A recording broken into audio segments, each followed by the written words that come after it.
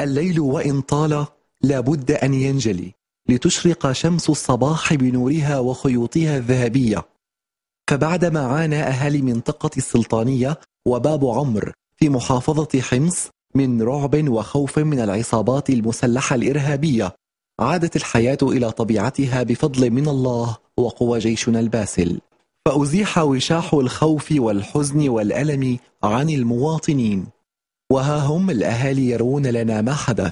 جتنا عالم مندسين بجوز من باب عمر أو من مناطق قريبة علينا، والشباب بالمشاهدي وبالحليبية وبزيتي هن اللي جابوا الجيش على هدول الجماعة المندسين، وهن اللي سلموهم، وهن اللي قاموا كانوا مع الجيش هن مشان يسلموا هدول الجماعة المندسين. يوم كانوا إرهابية هون عايشونا برعب، وعايشونا احنا واطفالنا واولادنا ونسواننا، كنا مكيفين. الحرية اللي كانت عندنا موجودة ما كانت موجودة بدولة. اندست عالم إرهابية على المنطقة، عيشونا برعب. نحن جينا طلبنا الجيش والأمن، الحمد لله بلدنا بأمان وكنا عايشين بأمان. وهلا وقت الواحد صار يطلع برات بيته لو 5 دقائق اولاده بيودعوه، لانه بجوز بيحسبوا حساب انه ما عاد يرجع.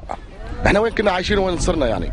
شلحوا سلاحهم للمندسين بالضيعه، وين باي مكان ما نعرف، وفاعوا بين الشعب بالضيعه، ما عاد نعرفهم مين هن ووين راحوا ما بنعرف. اجى الامن عاد وصار امان الحمد لله.